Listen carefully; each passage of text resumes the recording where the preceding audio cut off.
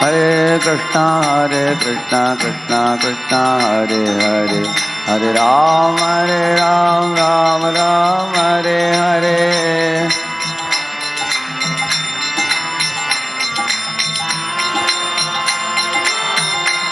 Jai Gaur Hare Bol, Hare Bol, Hare Bol, Jai Gaur Hare Bol.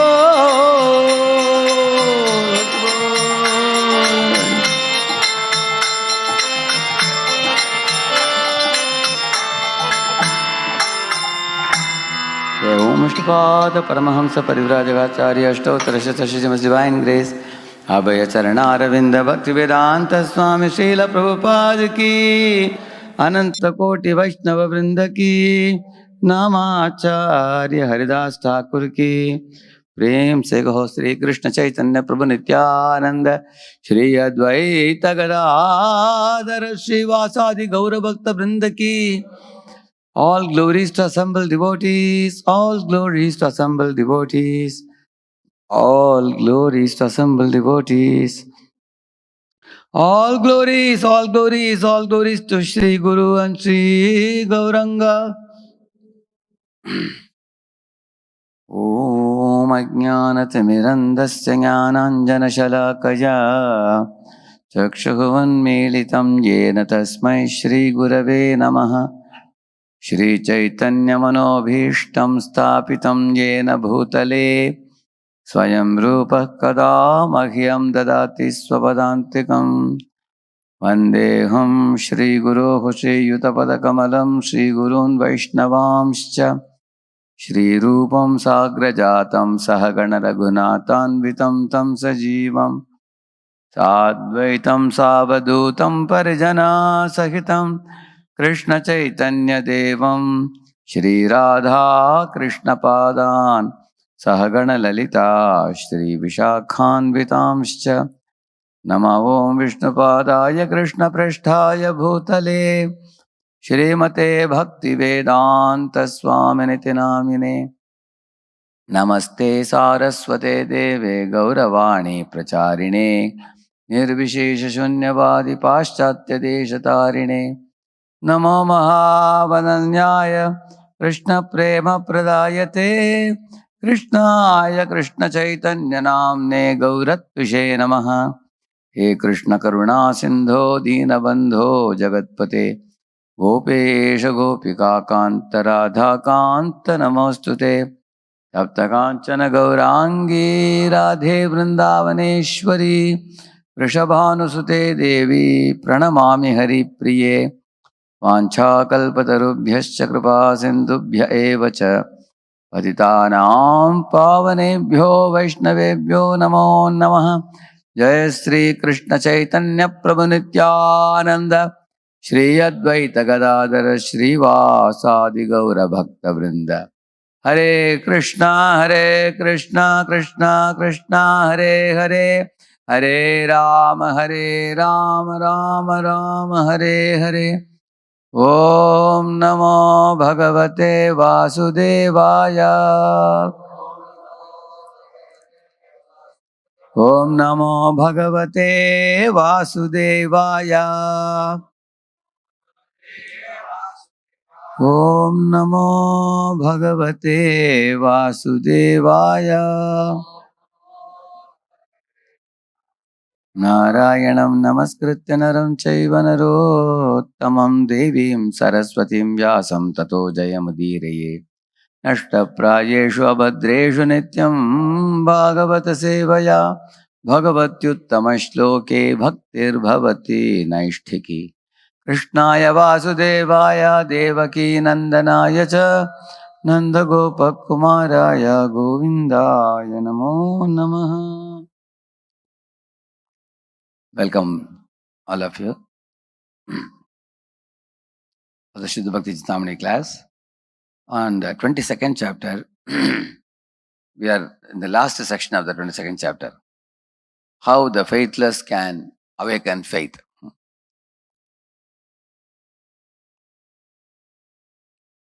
So these are the divisions of the book. Introduction, Mixed Devotion Service, Pure Devotion Service, Stages of Pure Devotion. We have completed ABCD. We are in the E section.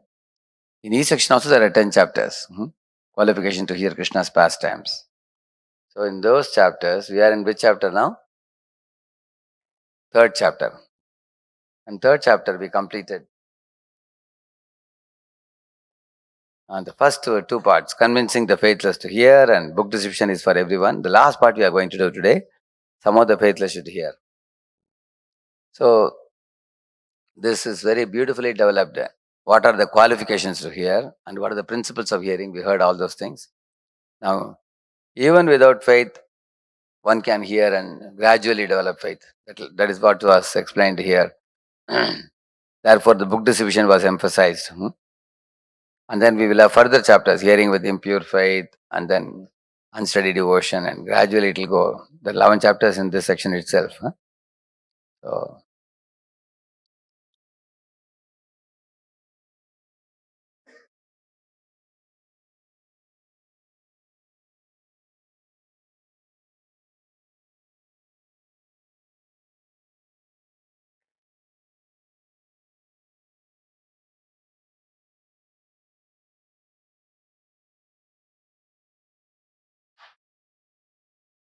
yeah.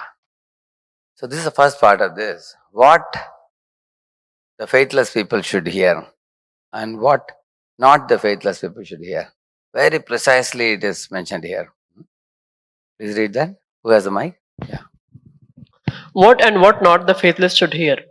Persons with awakened appreciation and interest in Krishna consciousness naturally ask questions of devotees such as, what do you actually believe?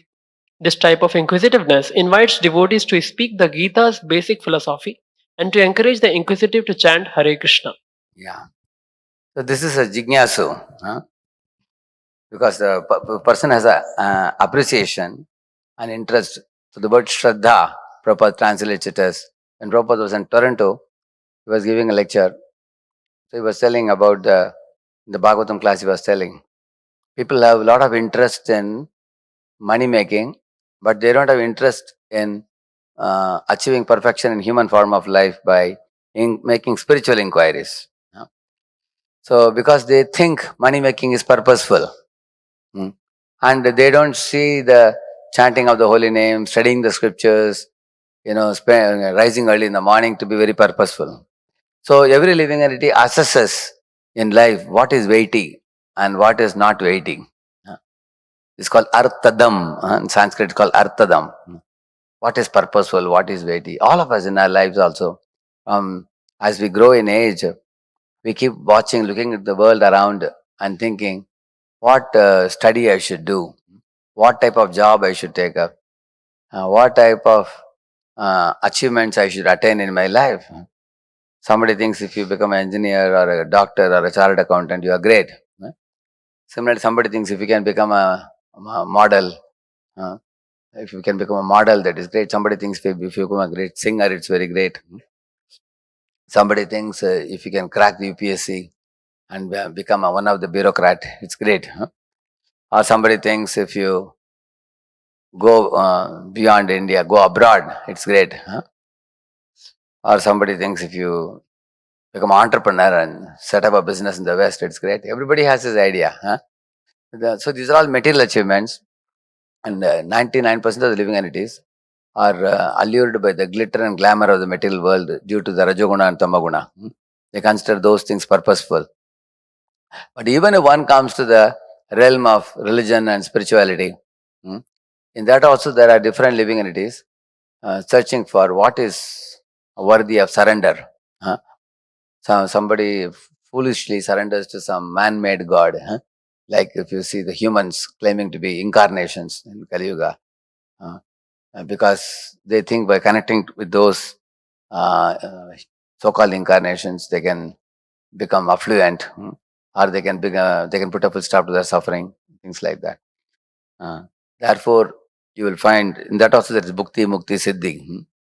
So to go beyond bhukti, mukti, siddhi, and even not have this, all finer. Mukti is actually much more finer than bhukti. Bhukti is a gross achievement. Just like the foolish creatures who are chasing after bhukti are pitied by the pitied, it is said in Bhagavatam. Pitied by the pitied. What is the pitied by the pitied? The moksha vancha people pity the bhoga vancha people.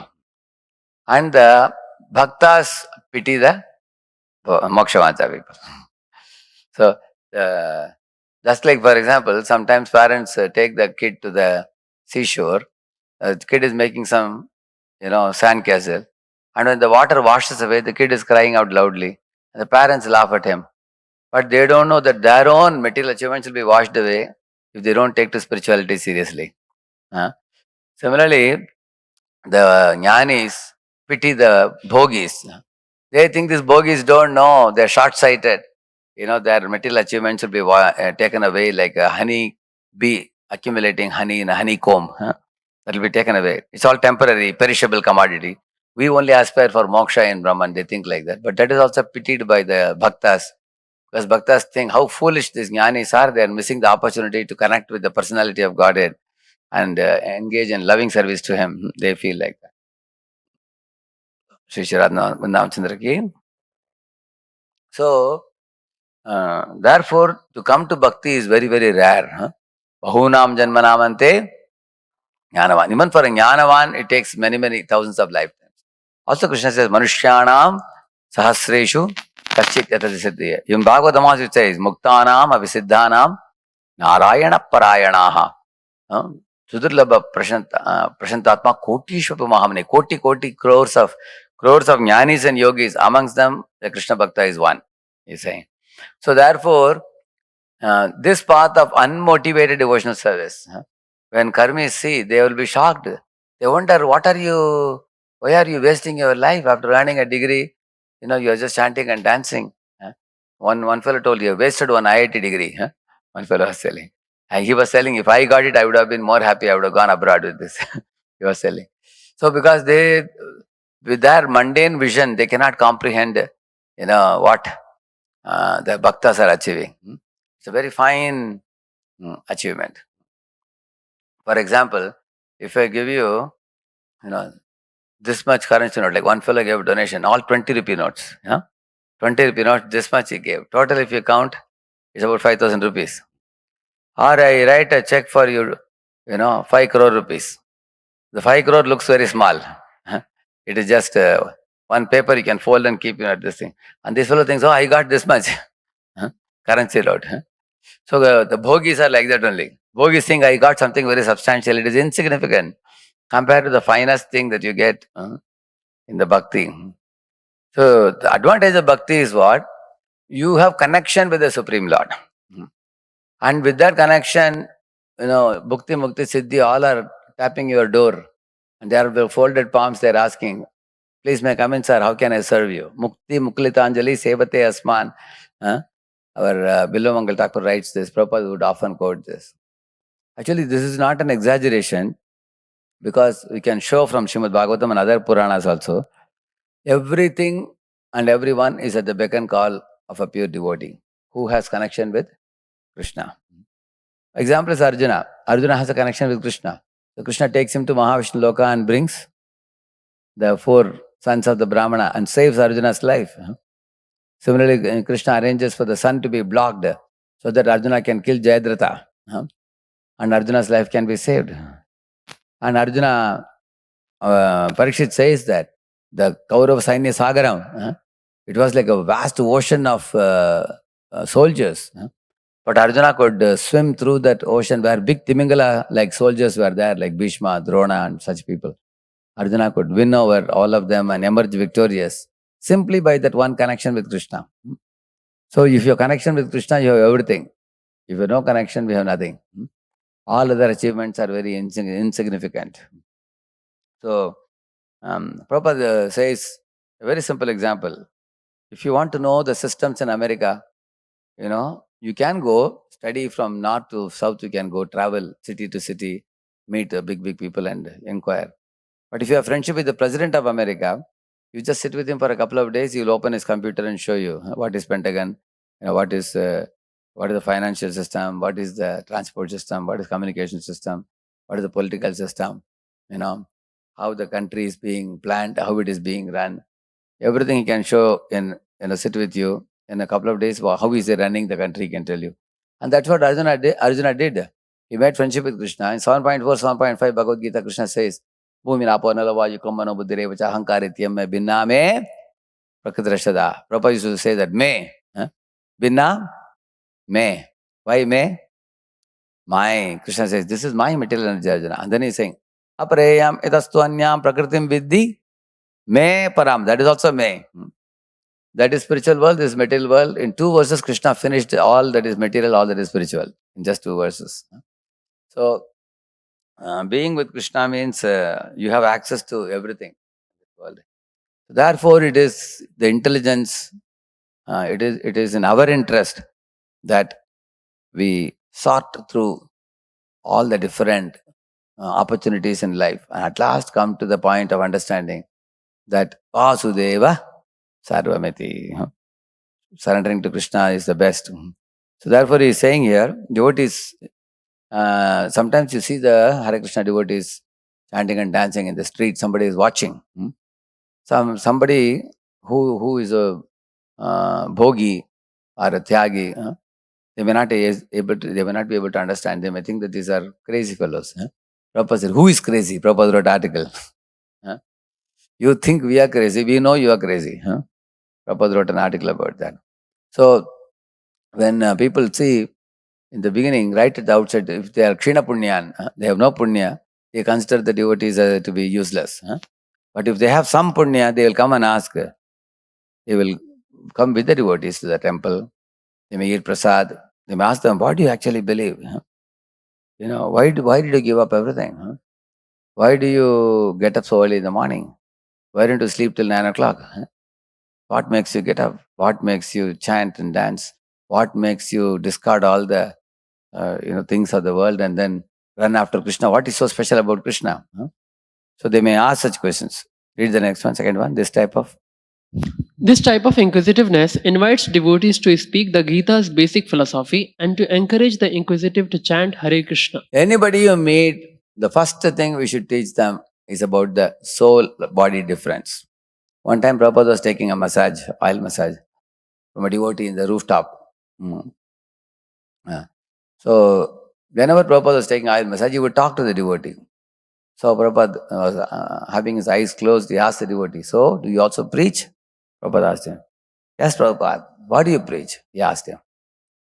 So the devotee said, Prabhupada, I tell them, Krishna is the Supreme Personality of Godhead. Goloka Vrindavan is our eternal home. Some or other, we are suffering in this world.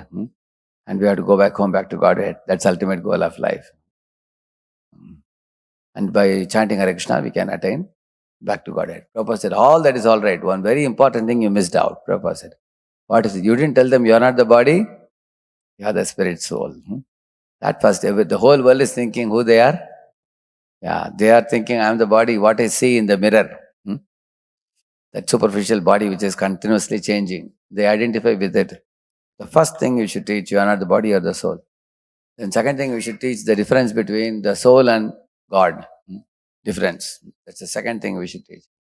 Third thing we should teach is by servitorship to God, by alignment with God, we become happy. And by turning our back to God, we suffer.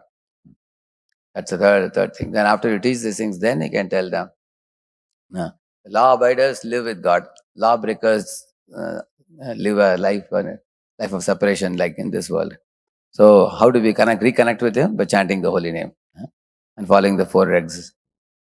So this is what is the basic Gita basics, basic philosophy. These things should be taught to people. Why I am saying this simple, lucid things to you?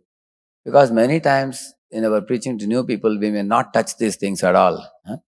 Because we don't want to push the philosophy down their throat. We want to make them feel light. Many times people say that, like once a sannyasi went to one big man's house, and the sannyasi sat and the big man brought some fruits, he ate. So the big man had requested sannyasi to come to his house. Therefore sannyasi came. So sannyasi asked the gentleman, do you have any spiritual inquiries? He asked him. He said, I just want to tell you that I feel very blessed that you have come to my house. You have sanctified my house, therefore I have called you to my house. He said, okay, that is all right. But I have not just come, I have brought a spiritual message also for you. So do you want to ask me anything about that? So he didn't have any inquiry. I just want to tell you everything is fine with me. My daughter is married. My sons are settled abroad. I have a very good facility here, and my health is also all right now. I had some complication, now it is better now. That's all. He had any inquiry? And then he didn't ask. And then he said, this Maharaj said, the situation will not be like this always. The nature of material world is, it is ever changing. And the gentleman said, therefore I have invited you. So that if some problems come, you will bless us that it will be all right. So then the Swami was telling him, you see, the real blessing is to become connected to God. Not to continue in the same cozy position in the material world, which is never stable. Padam padam, yatvi padam, natesham. See, in the material world, there is a stage of calm, stage of storm. So many times living beings, when they experience some calm situation, they aspire and they expect that let it go on and on for ever. And that's not something that is natural in the material world. Prabhupada says the upheavals are very natural in the material world. Ups and downs. Sometimes success, sometimes failure. Sometimes profit, sometimes losses. Sometimes pleasure, sometimes pain. Sometimes somebody, speaks to you lovingly, somebody insults you. So these are all. Therefore, in this material world, in the Chaitanya Charitamrita, it is said, Tapakari Mishra, it is said. Halada Tapakari Mishra means what? The material world is a place of mixed happiness. You know what is the meaning of mixed happiness? Happiness is punctuated by suffering. Or we can say happiness is punctured by suffering also. You cannot be continuously happy. You're happy for a while, then some problem comes. Again, you're happy. It's like a sweet rice, in between stones come. Again, some little sweet rice tasty, again, stone comes. It's like that. If you say, I want only sweet rice with no stone, then go back to Godhead. That is a spiritual world where there is only happiness. Because spiritual world is a place where all the souls are, aligned around Krishna and Krishna's loving service. There is no suffering there. So, therefore, these kind of Gita basics should be taught to them. These kind of basics of the Gita philosophy when somebody is inquisitive.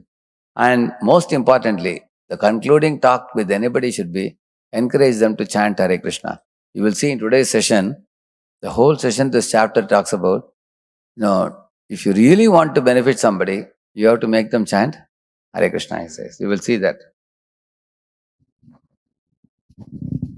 Yeah. The first six chapters of Bhagavad Gita make a wonderful introductory guide to devotional service. There, Krishna logically and reasonably explains topics such as the soul's presence in the body, the importance of dutiful work, and his own transcendental position. Yeah, what is the importance of dutiful work?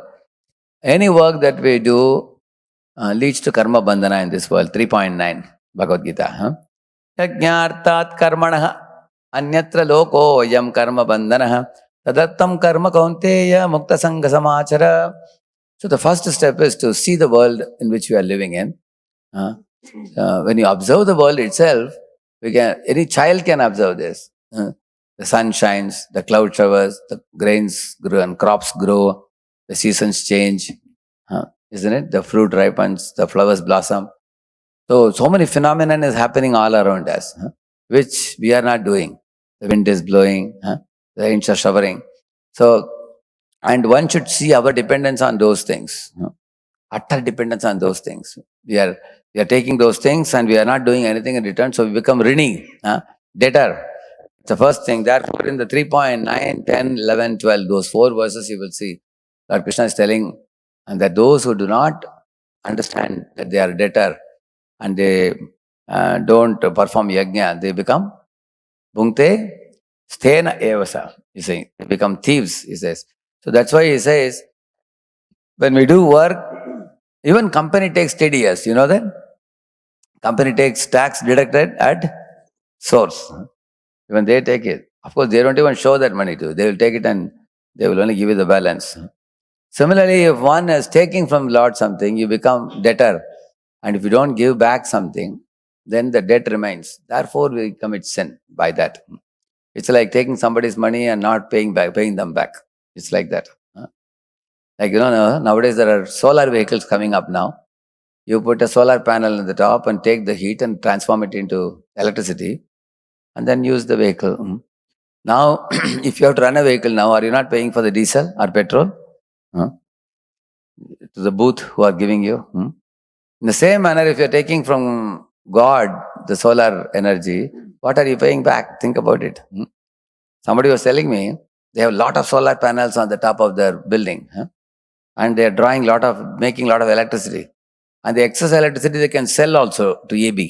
You heard about that? So if you are selling it, you are making money, correct? No? So now, where are you are taking from God and selling it and making money for your pocket? What are you giving him? Think about it. So it's a very obvious, simple thing to understand. So if you are living in a village, you will understand this point very easily. In city, you go to buy these vegetables, fruits and cereals, grocery. You spend a lot of money in city. In village, just behind your house, you grow so many vegetables. Morning, you can go and cut and bring it. Therefore, village people don't spend much.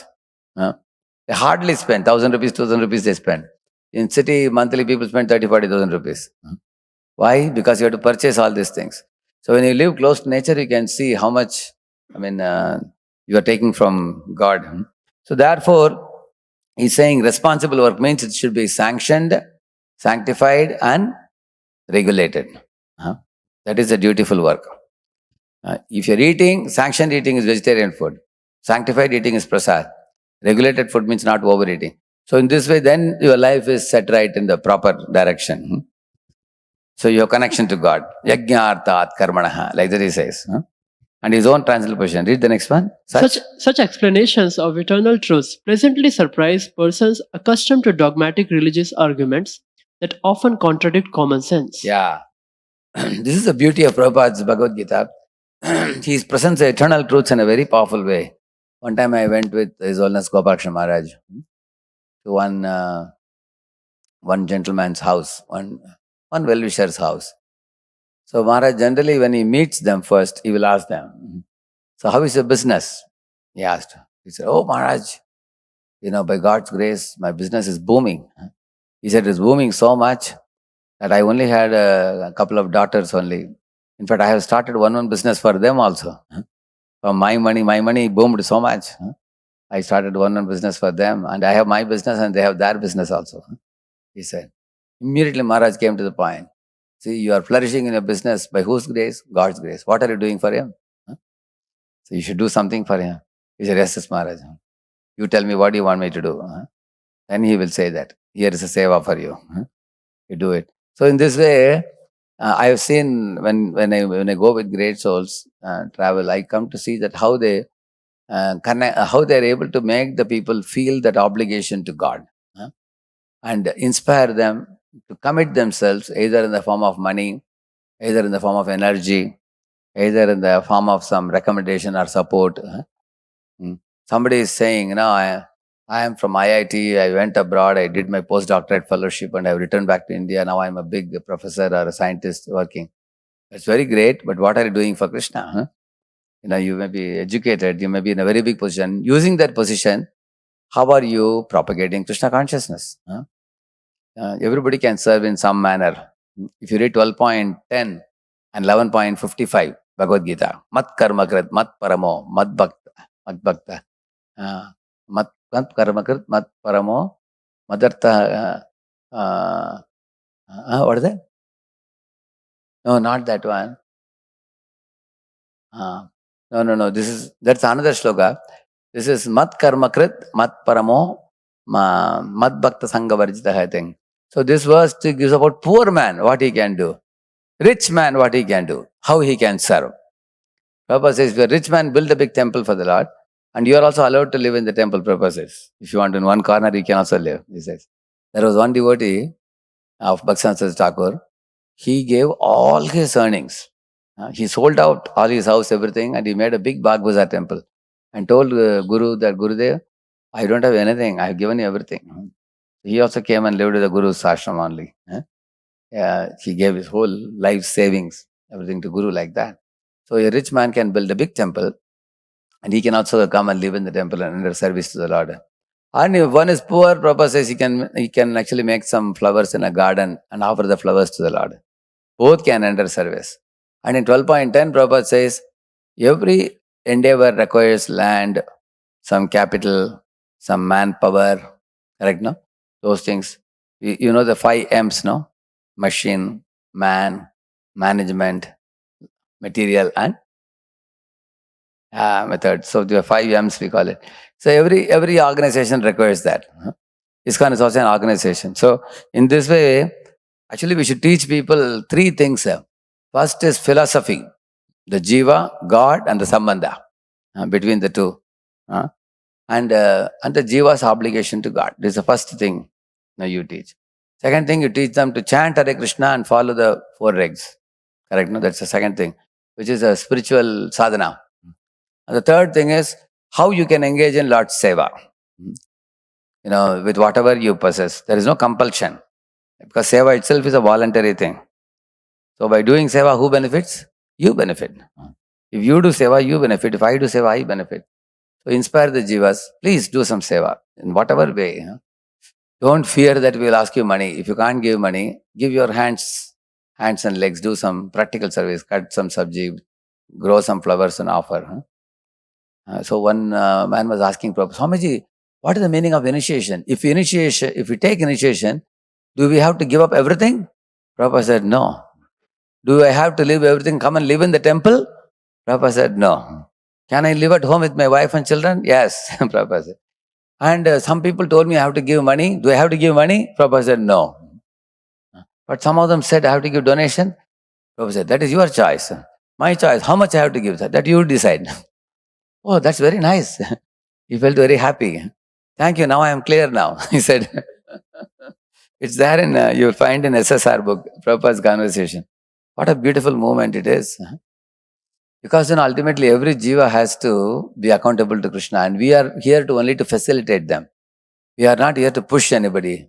You do this or do that. Basically, we have to connect the jiva to Krishna and let him voluntarily serve Krishna. One time in Vrindavan, His Holiness Dhanudhar Maharaj had gone to a temple along with 2 more Swamis. So he was taking darshan of one deity. So he wanted to give some 500 rupees to the deity. So somebody else was selling one Dham, what do you call it? Dham Sevak. That fellow said, Maharaj, you don't have to give anything. I will pay him at the end. But the Pujari said, see, he is a Swami. He is looking at the Lord's beauty. He wants to serve. Why are you coming in between? He said, Maharaj, if you want, you put in the hundi. It's your choice. And he was selling a good point. Every jiva has a desire to serve. And nobody should stop his desire to serve. Sometimes one of the family members want to render some service. The other one says, no, don't give so much. Don't worry. Later on we will do it. The tendency of the jiva is to instantly want to enjoy sense gratification and postpone Krishna consciousness. Actually, we should do the opposite. When propensity for sense gratification comes, what we should do? Postpone it. And when a little desire comes to serve Krishna, what should we do? Instantly serve. Shubhasya. So Shubhasya Shigram should be applied for Indriya Tarpan or for Krishna Seva. Yeah. Isn't it? So, yeah.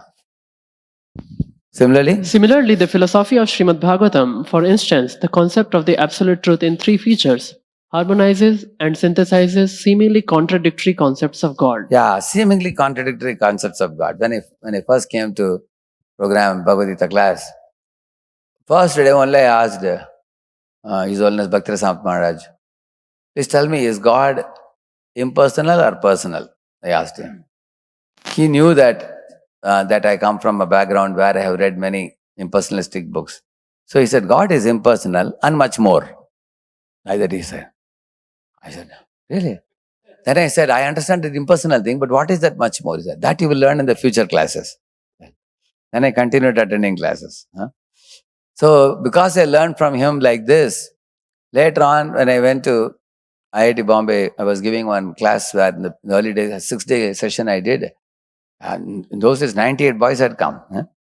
6-session course I did.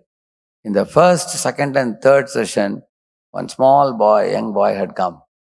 So he was very enthusiastic. He would sit in the front and answer the questions. So then when I was telling about Bhakti Yoga and chanting of the holy name and God is a person, Krishna, and all that I was telling. So he asked me a question that I am already going to one more organization, one mission. I am going also. And I have come here. So should I do both or should I do either one? Or can I go there or should I come here? What I should do? I said, see, you can either come only here or you can come here and go there also. But don't stop coming here, I said. Because you will see all your search for God ends here. You will find Vasudeva Sarvamiti. That's a verse I told him. Jnanavan Mam Prapati. See, you are a Jnanavan, you are an intelligent boy. 3 sessions you have attended, you are understanding very well. Now Vasudeva Sarvamiti. This is a place where you get Vasudeva. Please come, I said. And he was convinced, attended. Then he went on to become a powerful devotee. Can you guess who it is? It is Gaur Hari Prabhu. Gaur Hari Prabhu, who is a professor in IIT. He joined IIT as a professor, now he's a professor. So, because I learned from Vizolna Bhaktasant Maharaj how to present the philosophy to the new people who are actually sometimes, stranded in the search after God. You have to be very careful in presenting. It's a unifying approach, not a dividing approach. The Brahman, Paramatma, Bhagavan, Bhagavatam says they are one substance only. A non-dual substance, the word is used. What substance? Vastavastu is non-dual, it's one only. But it's perceived in 3 different ways. Like from a distance, the mountain appears like a hazy cloud. When you go near, it appears green. When you even go near, you find the cows and calves going up, down, some smoke is coming, houses are there, human beings are there, correct? No? The detail becomes more visible as you go near. Similarly, Brahman, Paramatma, Bhagavan, as you go near and near. So the beauty of Srimad Bhagavatam is it harmonizes and synthesizes everything rather than splitting and cutting and dividing. Bhagavatam doesn't do that. It harmonizes and synthesizes all the contradictory. For example, Tad Dure, Tad Bantike. That's a contradictory, seemingly contradictory concepts of God. How Tad Bantike is Paramatma in the heart. How Tad Dure is Virat Purusha. Correct, no? Tat Ejati, Tan Nejati. Tad Dure, Tad Bantike. For example, how is God simultaneously hard and soft? Vajradapi Katoram, Kusumadapi Komala. Yes, because when Lord Narasimha kept his lotus-like palm, Tavakara, Kamalavare on the head of Prahlad, that time Prahlad felt as if some lotus is kept on his head. He was so happy. But Lord's nails were cutting tool nails, which were used for cutting the belly of Hiranyakashipu. So they were very hard and sharp. If any of you know what a cutting tool is, and lathe they use it, lathe cutting tools. Somebody might have used in lathe. So Lord's nails were like cutting tool nails, but Lord's palm was very soft. So the contradictions are resolved in the Lord. So Lord is absolute truth, but he also speaks lies. Then when he comes as Krishna, by stealing butter, he tells lies to Mother Yashoda. The contradiction is resolved. People ask, can God lift a stone? Which God create a stone which he himself cannot lift. So Krishna said he couldn't lift a small burden which Mother Yashoda wanted him to bring. He said it is heavy for me, but he created the Govardhan mountain which he lifted. So impossible to lift, he lifted. And easy to lift, he said I couldn't lift. So in this way, these paradoxical questions are all defeated in Lord. That's the meaning of this. He harmonizes and synthesizes seemingly contradictory concepts of God. Is God personal or impersonal? Is both. Both answers. Therefore, our philosophy is Achintya Bheda Abheda Tattva, we say. So it is a very deep philosophy. We should not hold on to one extreme side of it and fanatically argue. Therefore, we should present in a maturity means to be able to present the philosophy in a very synthesized manner. Read the next one. This unifying. This unifying approach to religion is satisfying to people who have long witnessed unnecessary violence over differences in so-called religious beliefs. One Christian father, asked Prabhupada, Swamiji, your teaching is good, but at the same time, we want to follow Christian. We don't want to follow Hindu, we are telling. Prabhupada immediately said, what Christian, what Hindu? Huh? We are only telling you, And then Prabhupada said, see, you are wearing dress, I am wearing dress, correct? No, you must wear dress. You cannot be without dress. Human being means you have to wear dress. And then Prabhupada said, in the same manner, externally, you may follow some religion, this religion, that religion. But all are human beings. Similarly, Prabhupada said, can you live without eating food? He said, no. I can't live without eating food. You eat food, I eat food. Similarly, the external codes and conducts and behavior and things we show in a particular religion, denominations and everything you show, and that is actually external. But internally, all of us are spirit. And Prabhupada explained to him in such a scientific manner. He said, what is sin? He asked him. So he said, and then he's told what all are sin and what we should not do. Prabhupada said, no, what is the definition of sin? And he couldn't say. Prabhupada said, sin means disobedience to God. Do you agree? And the man said, yes. Prabhupada said, this is what our Sanatana Dharma says. Sin means disobedience to God. And the Prabhupada said, so we should shun sin and engage in virtuous acts in alignment with God. Do you agree? The man agreed. And then Prabhupada told him, one of the 10 commandments says, one should not covet another man's wife. And the man was very happy to hear that. He said, yes, Swami, that's correct. All your people, are they following? He said, they're not following. That is sin. Do you agree it is sin? He said, yes. And we say, Matravat Paradareshu. And you say, one should not covet another man's wife. Ultimately, it is the same thing. You can see that. And we say, God should be glorified by the holy name. Did your Jesus not say that? And immediately that man quoted, yes. Jesus said, chant the name of thy Lord with all thy heart and all thy might. He quoted that. And Prabhupada said, yes, we say the same thing. Nam namakari vahudani sarva shakti. So, and Prabhupada said, we say serve the Lord. Don't enjoy the Lord. Serve the Lord. So, in this way, Prabhupada showed him 3-4 things. And the man was so impressed. See, this is one thing we have to learn from Prabhupada.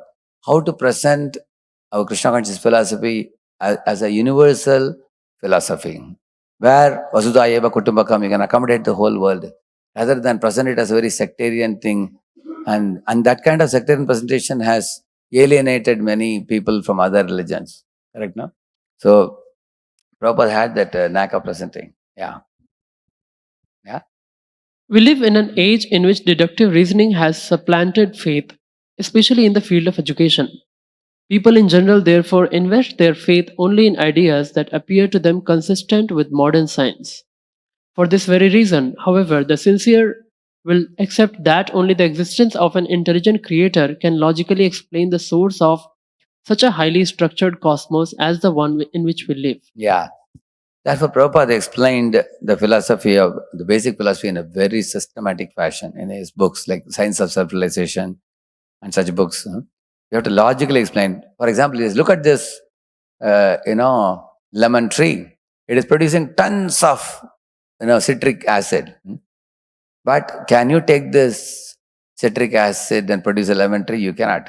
So from chemicals, the plant didn't come. From the plant, the chemicals come. Living bodies produce chemicals, but chemicals don't produce living bodies. What an argument. Prabhupada gave such a very... And then Prabhupada said, look at the vast of water ocean, H2O. That means it's a combination of hydrogen and oxygen. Such vast quantities of chemical. Where has it come from? What is the source? You can say big things about in chemistry. Similarly, Prabhupada said, look at the garden. You are talking protoplasm, cytoplasm, nucleus and all these things. You can use word jargon to make the people forget the source of everything. But where has it come from? Where has it sprung from? Show me one thing which has come from nothing. So, Prabhupada's arguments were so powerful that Hansadutta Prabhu was very inspired when he went to Lanka to challenge one atheist called Abraham Kovur. And this atheist was having a rationalistic association. He tried to tease the devotees. So Hamsadutta Prabhu gave him an open challenge in a newspaper. And then he wrote back. Hamsadutta Prabhu wrote back. Back and forth letters were going. And Prabhupada got the news that these are being published. Prabhupada said, very happy. Prabhupada said, publish everything openly for all public to watch. And finally, Hamsadutta Prabhu gave him a challenge. We will give ISKCON, we'll give you 1 crore rupees if you show in an open laboratory, in a public hall, that you create a mosquito, from matter. Take some dead matter and create a mosquito, and we'll give you 1 crore rupees. We give you a challenge, he said. And Abraham Kovar said, no, I will not come. Already there are many mosquitoes. So, yeah. So then newspaper also declared that this fellow Abraham Kovar was defeated.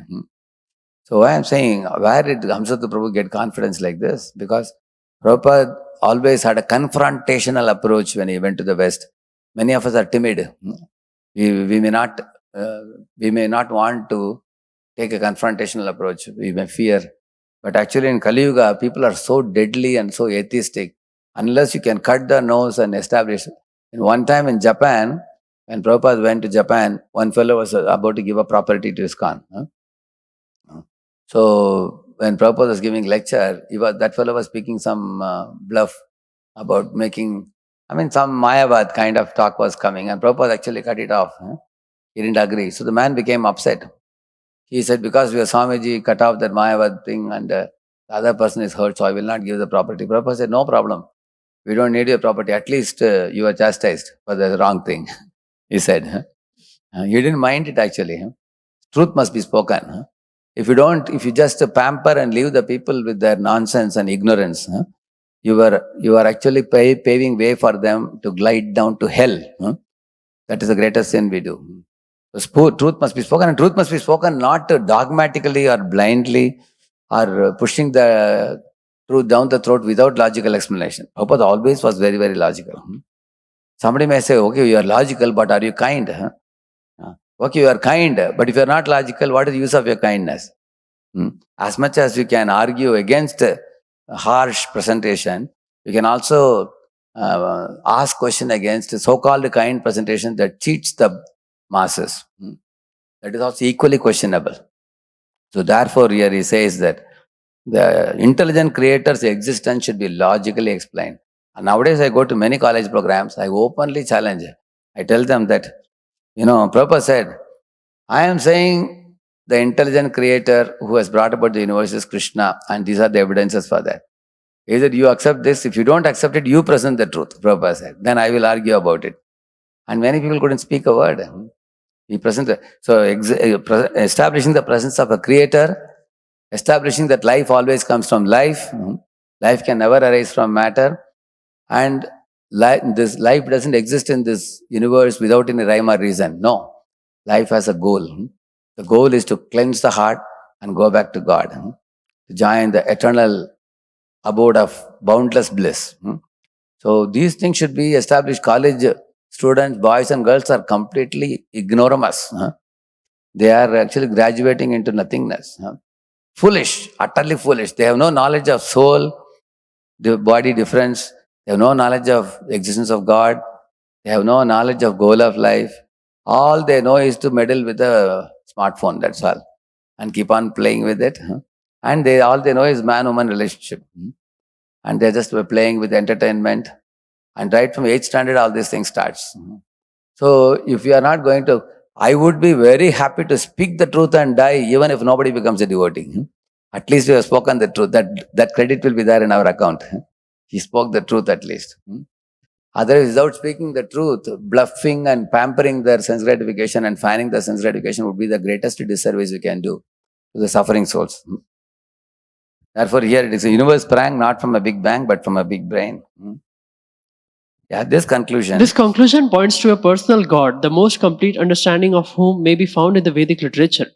The Vedas scientifically reveal God to be Bhagavan, the all-attractive and complete possessor of 6 prime attributes: strength, fame, wealth, knowledge, beauty, and renunciation. Yeah, such a loud and clear message in the scriptures. I was so thrilled the first time when I learned about this definition of Bhagavan. Because it's not that these opulences are not seen in this world. In this world also you see these opulences. But these opulences exist in this world in small proportion. Somebody is beautiful, somebody is intelligent, somebody is strong, somebody is famous, somebody is wealthy. But these opulences exist in small proportions. Not only that, these opulences don't last forever in this world. Just like a jugunu, glowworms, its glow lasts only for the night. In the morning time, it has no more glow. Similarly, the opulences in this world, people come and show their opulence for a while and they go away. Like there are so many cinema actors, actresses, they show their beauty for a while. After 20, 30, 40 years, what happens to them? They also get white hair, their tooth are also gone, they become ugly looking, ugly duckling when they get older. So therefore, one should see that these opulences are a tiny reflection of the original opulences which are in the Lord. And in the Lord it is said, they are existing in oceanic proportion and they never diminish. They always exist forever. And this is what Rahugana was told by Jadabharata. Jadabharata told Rahugana, hey Rahugana, you are claiming to be a boss, leader. Yes, this Vyavahara Menam, he said. Vyavahara Menam means your claim to be a leader is only conventional, he told him. What is conventional? In this lifetime, you are a king. I am a servant. Next lifetime, I may be a king and you may be my servant. Because we are all jivas, part and parcels, wandering in this world. Sometimes king, sometimes praja, sometimes human, sometimes animal. But as far as Lord Vasudeva is concerned, he is the real leader. He is a Shashvat leader. There's a Purusham, Shashvatam, Divyam, Adi Devam, Ajam, Vibhum, Arjuna says. He's Adi Deva. He's the original Purusha. And he's a Shashvata Purusha. So nobody in this world can be a permanent leader. Even in politics, you see, 5 years a person leads. After that, there's a re-election, correct? Is God re-elected? Tell me. Anybody re-electing God? God is God forever. Yeah, and there is no one equal to him, nobody greater than him. Therefore, any intelligent person in this world should surrender to God. Because he is worthy of surrendering. Sharanyam. Sarvatmanaya Sharanam Sharanyam. He is worthy of surrender. Who else in this world is worthy of surrender? Only a pure devotee who can lead us to that God. He is only worthy of surrender. Otherwise, nobody else deserves any worship in this world. Of course, we worship Mother, Father because Matrudeva Bhava, Pitrudeva Bhava, Atideva Bhava, Naradeva Bhava. So, we may worship all these people because they are representing God and they are taking us to God. If they don't represent God and take us to God, they are also useless. No king, no mother, father, relative, anybody can be considered worshipable unless they have a connection to God and they can represent God and they can take us to God. Yeah. So therefore, this is so scientifically presented. So therefore, we should talk about Krishna's kingship in Dwarka. Who is there in this world who can marry 16,108 wives? Give them all each a palace and sari and ornaments. And not only that, expand oneself to live with each and every one of them and be a loving husband. Offer them service, offer them care. So after reading Krishna taking care of the 16,108 queens, all the jivas can get confidence. Here is a worthy fellow to whom I can take shelter. If I become his devotee, how he is capable, his capability is already proven. Like, when Krishna came to marry Nagnajiti, Nagnajiti is actually King Nagnajiti's daughter. What's her name? Satya, no?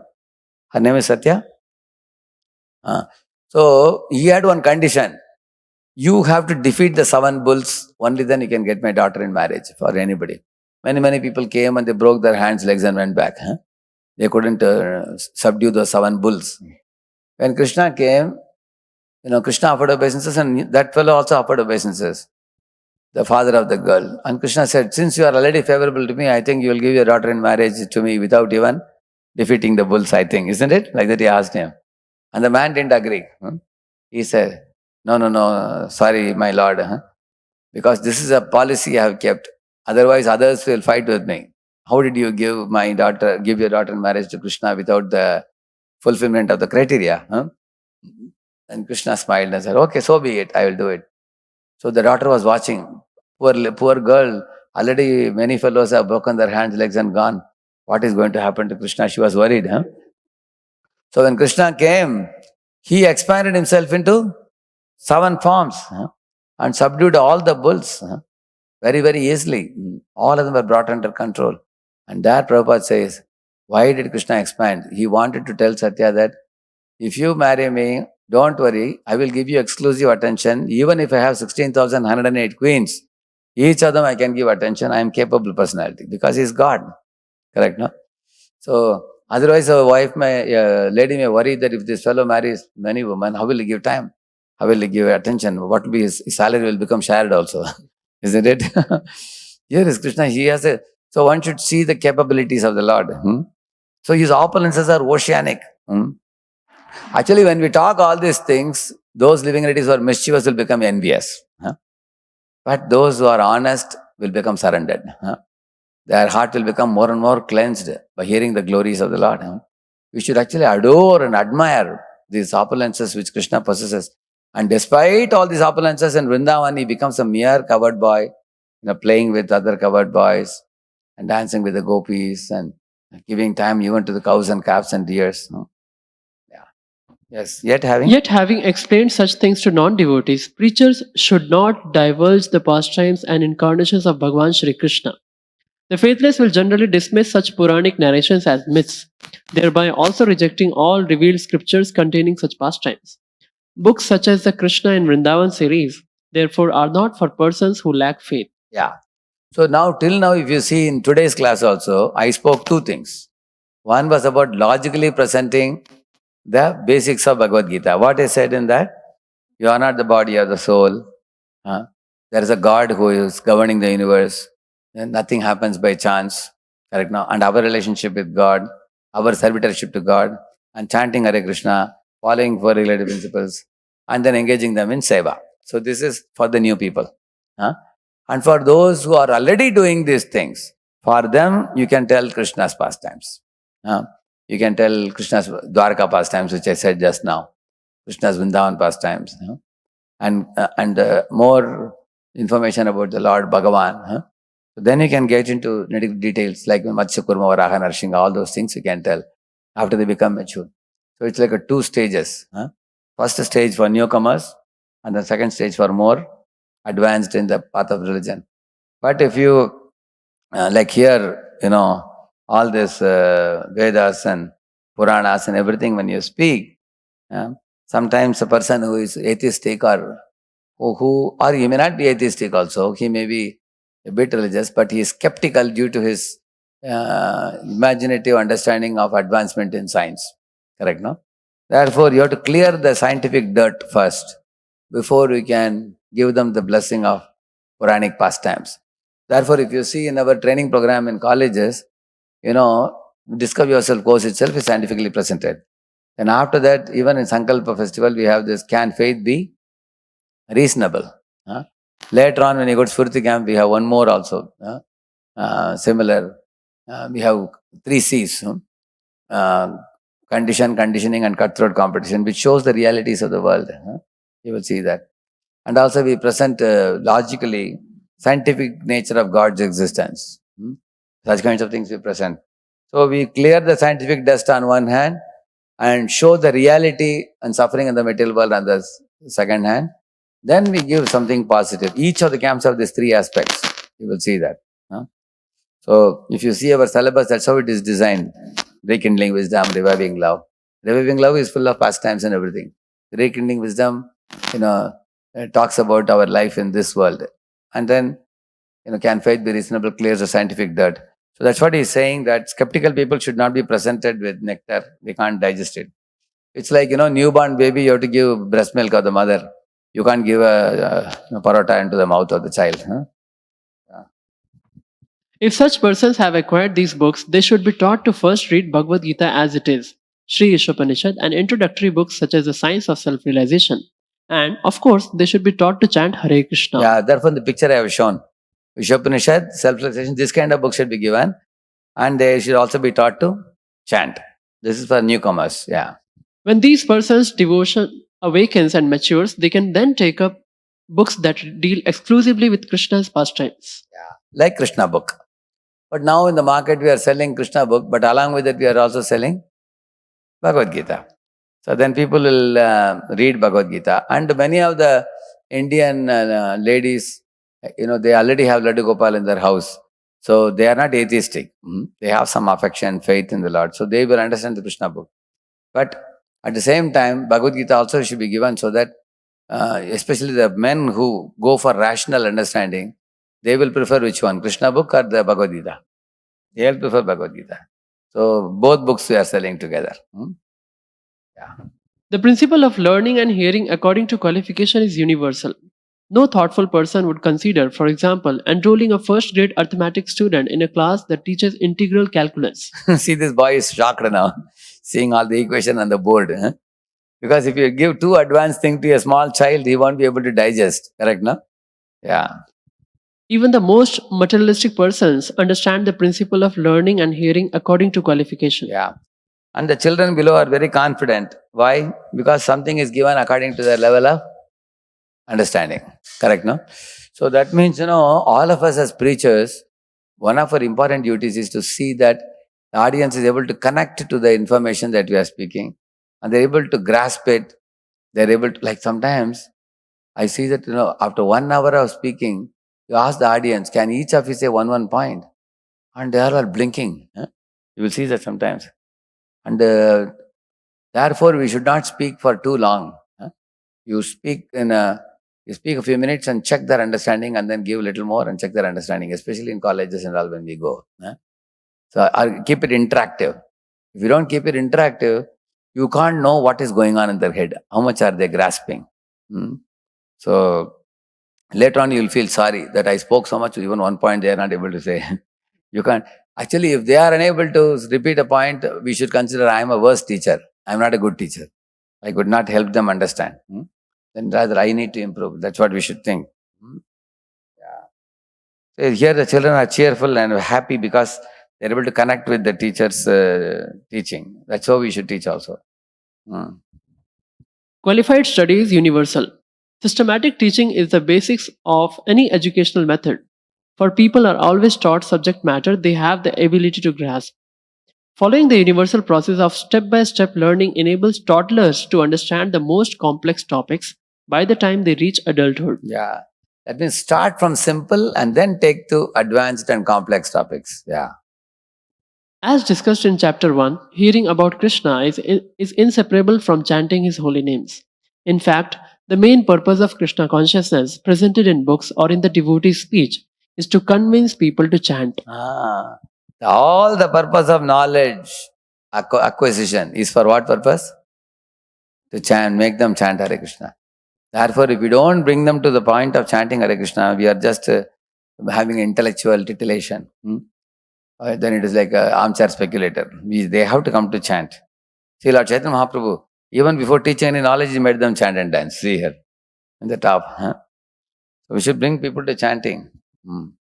In the beginning, such chanting may be offensive or faithless, and that is acceptable in trainees, though obviously not for senior practitioners. After all, the principle of preaching is to kickstart the chanting process. And Srila Prabhupada taught that only after a person's chanting has gained momentum should one introduce the rules of offenseless chanting. Yeah.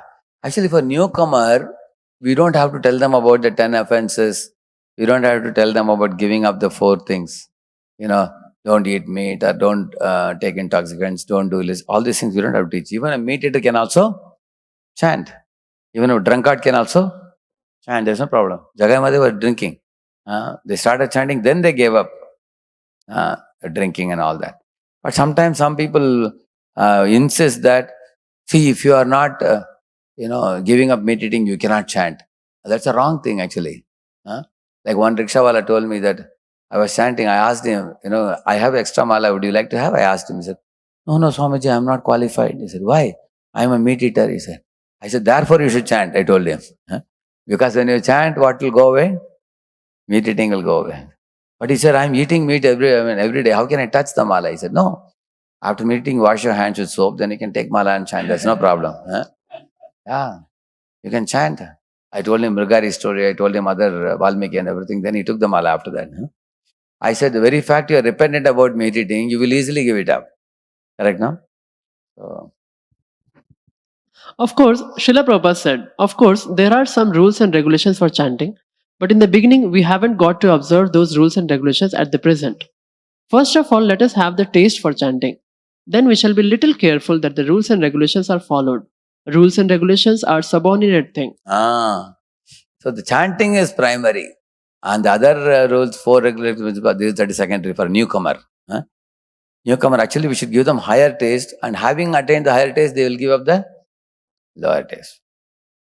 Like here you see Prabhupada, he is not going to the park and telling everybody, now all of you start following 4 legs now. He's not saying. What is he telling them? Chant. Because if you chant, you'll give up the unwanted things. Just like you enter into an office, you are appointed in some office to work. So, on the very day, you do not know all the rules and regulations. But because you do not know all the rules and regulations, that does not mean that you cannot be appointed. First of all, let yourself be appointed. Now, working. Yourself, you will know that rules and regulations. This is a rule and this is a regulation. Yeah. What a beautiful example. Huh? When you join a company, already they give you the post. Huh? Senior design executive. They say you don't know any design. Huh? You're just getting into the company. Then you are an apprentice. They train you for 3 months. Then you start the work and everything. Like when we joined NVCC, we wore the uniform of an NCC cadet. Huh? Then you wear the shoes, you wear the cap. They gave a gun also. We didn't know how to hold the gun also. Huh? We were holding it upside down. Huh?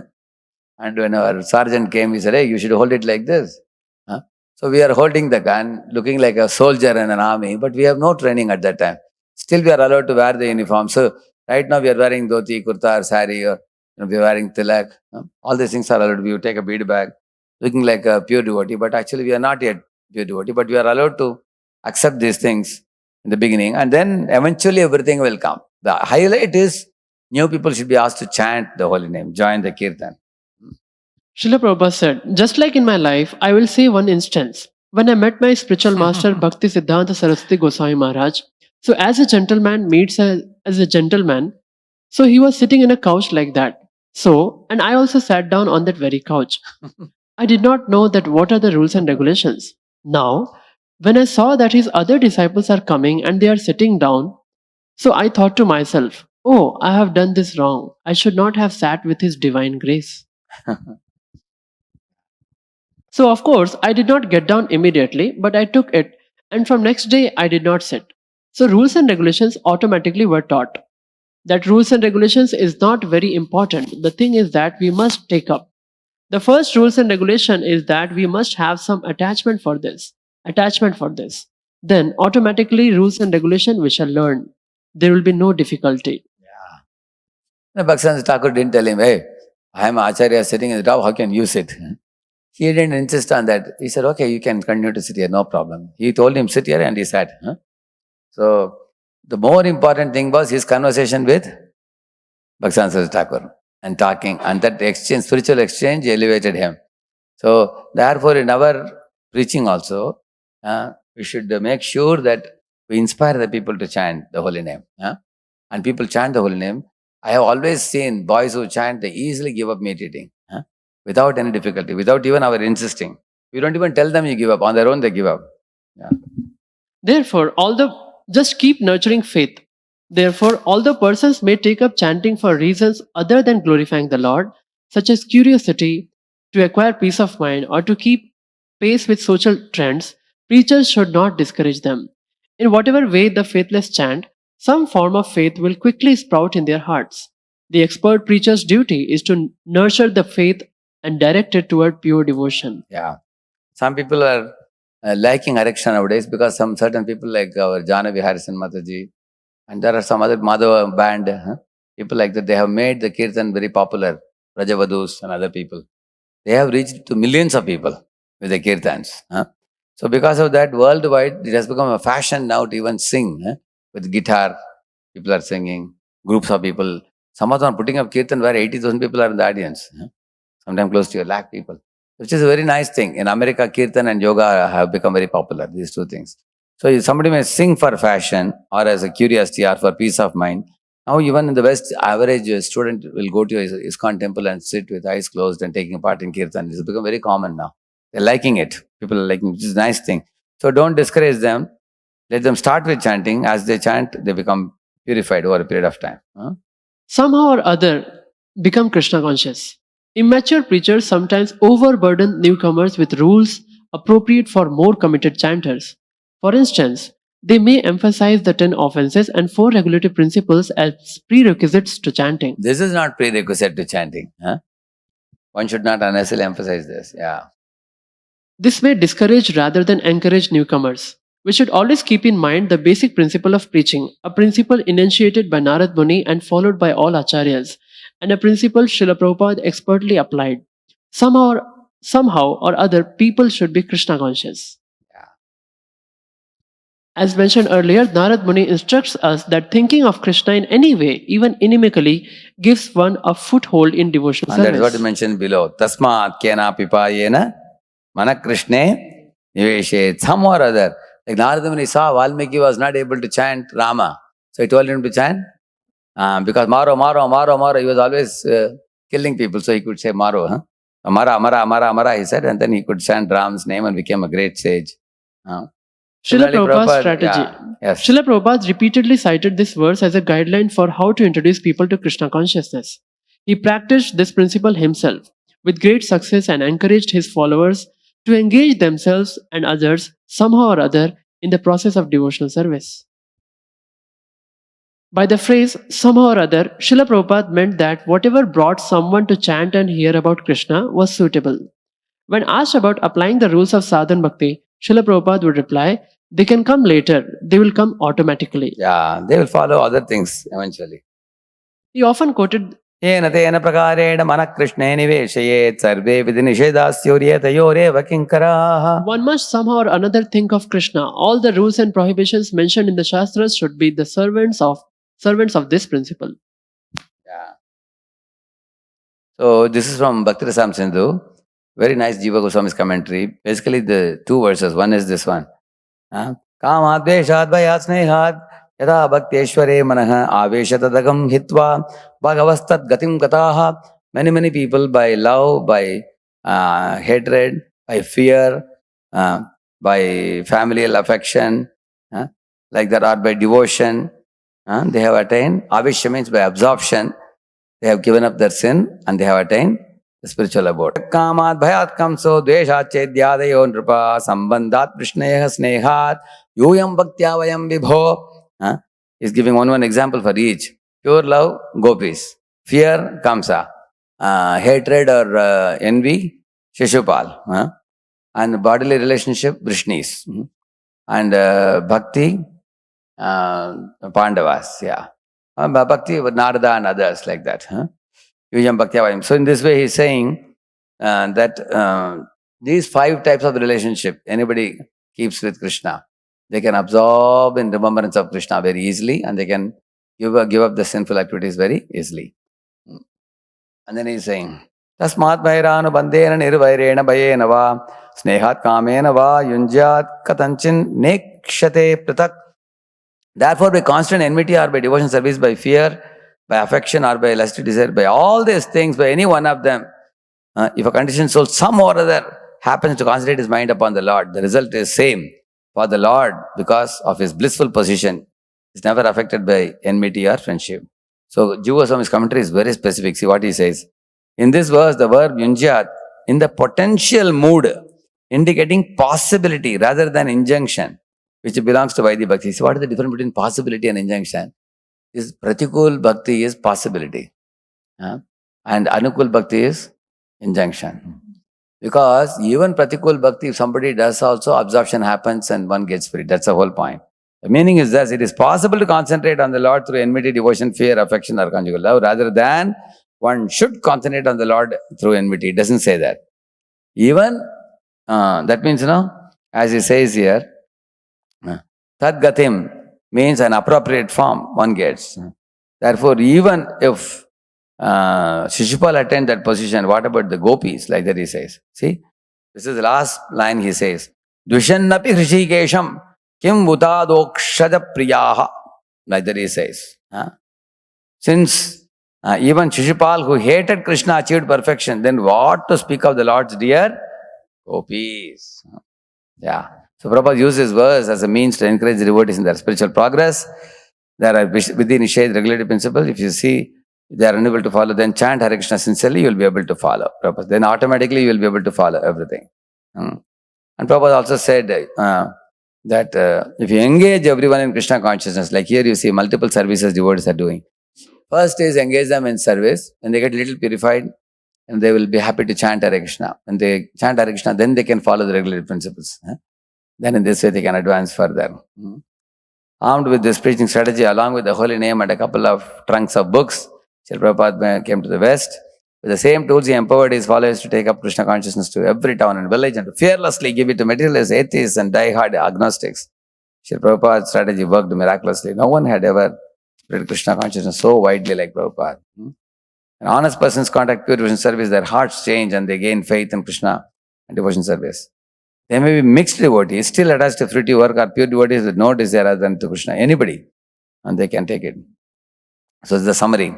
Preachers should encourage persons who have no faith in Krishna to chant the holy names and become acquainted with teachings of Krishna consciousness. In this way, see, if somebody is refusing to chant, what you will do? See, see, prasad is the easiest thing they will accept. Then after eating prasad, we can also give them seva. Krishna seva. See, prasad they will take, then Krishna seva they will do, then they will chant Hare Krishna, then they will hear their teachings. Then they will follow regulative principles. This is how they gradually grow, he says. In this way, the faith will awaken in those who were once not devotees. Before it does, however, novices who have no qualifications systematically hear and chant should not be taught confidential pastimes. In training and knowledge giving, give basic knowledge first. After they become mature, then give Krishna's confidential knowledge, which is pastimes and everything. Instead, they should be encouraged to read and understand the introductory portions of Srila Prabhupada's books. If while doing so, novices can come across Krishna's pastimes, there is no harm. See, in Prabhupada's book, here and there, they will hear some pastimes, that's all right, but specifically, according to the adhikar, you should teach them, he says. Ashtadadana. And those who are faithless, they will come back to the material world. Therefore, when Prabhupada had a boundless grace, he went on saving conditioned souls and he taught us how to do that. Yeah. My dear Sanatan, just hear from me as I tell you how the different Vishnumurtis hold their weapons, beginning with the disc and how they are named differently according to the placement of the weapons in their hands. Why this verse is given at the end here? Truth is understood like this only, simply by hearing. Because these type of truths we can never fathom. Achintya kalavo bhava atam starkena yojayet. So prakritibhya param yacha tad achintyasya lakshanam. Achintya knowledge means it cannot be fathomed with pratyaksha jnana. Therefore, Shraddha has to be built. How do you build Shraddha? Begin, as you rightly said, begin with prasad. Then give some Krishna seva. That's what Jayanand Prabhu would do. Give some prasadam and give them some Krishna seva. Even our Toshin Mahaprabhu is doing in Pune also. He is bringing many new people and giving them prasad, giving them some nice seva opportunity. And then they get little purified, they agree to chant. And when they are agreeing to chant, they get more purified. Then they can hear the basics of the spiritual knowledge very easily. Then they can hear confidential pastimes. Then they will also follow the regulative principles very strictly. Srila Prabhupada ki, Har Bhakta Vrinda ki. Thank you very much.